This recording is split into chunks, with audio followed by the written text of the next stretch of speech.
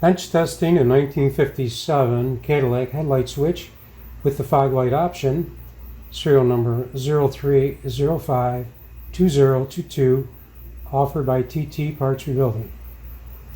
Run-up test. Test number 1, tail and parking light test. Test number 2, tail and headlight test. Test number 3, dash light test, low to high. Test number 4, tail and fog light test, front parking lights off. Test number 5, circuit breaker test. Test number 6, switch terminals insulated from ground. Again, this is a run-up test for 1957 Cadillac headlight switch with the fog light option, serial number 03052022, offered by TT Parts Rebuilding.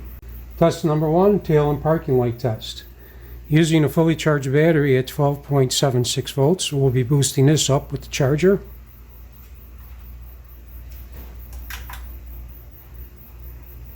See, we have now 13.68 volts. Test number 1 is the tail and parking light test. First position, indication of front parking and tail lights. And off.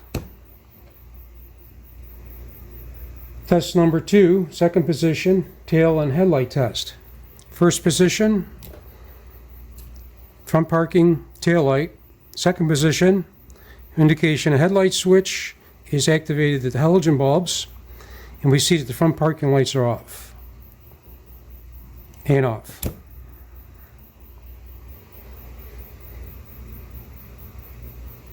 Test number 3, dash light test, rotation from low to high.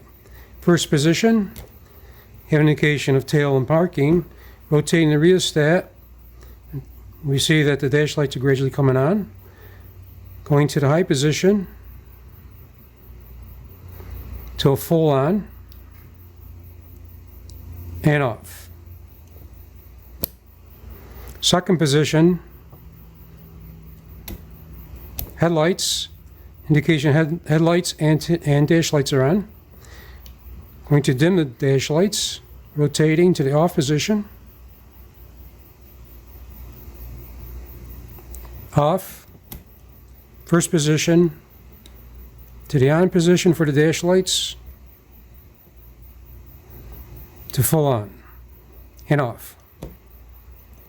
Test number 4, tail and fog light with the front parking lights will be off.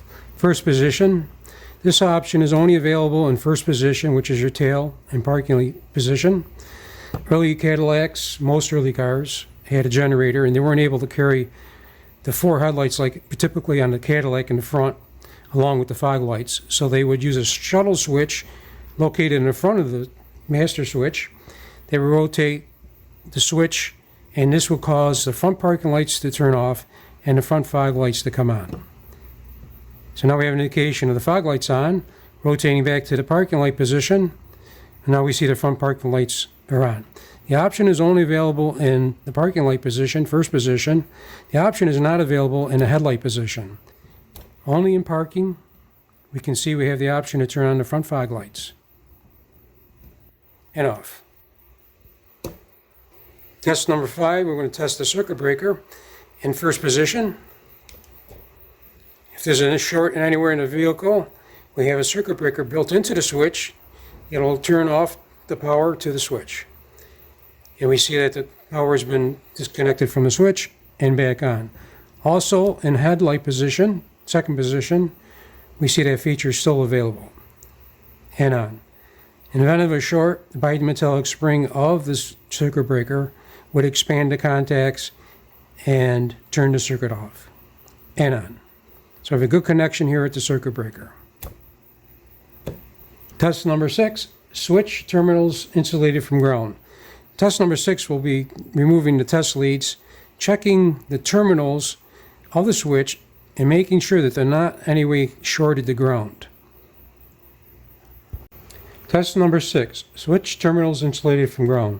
Using a standard 12-volt test light, we have the test light ground terminal connected to the positive, and we're going to be testing the switch terminals insulated from ground. So we see that the switch does have a connection to the battery. I'm going to test the fog light switch. 3 terminals, no continuity. Switching down to the main terminals, we have no continuity to ground.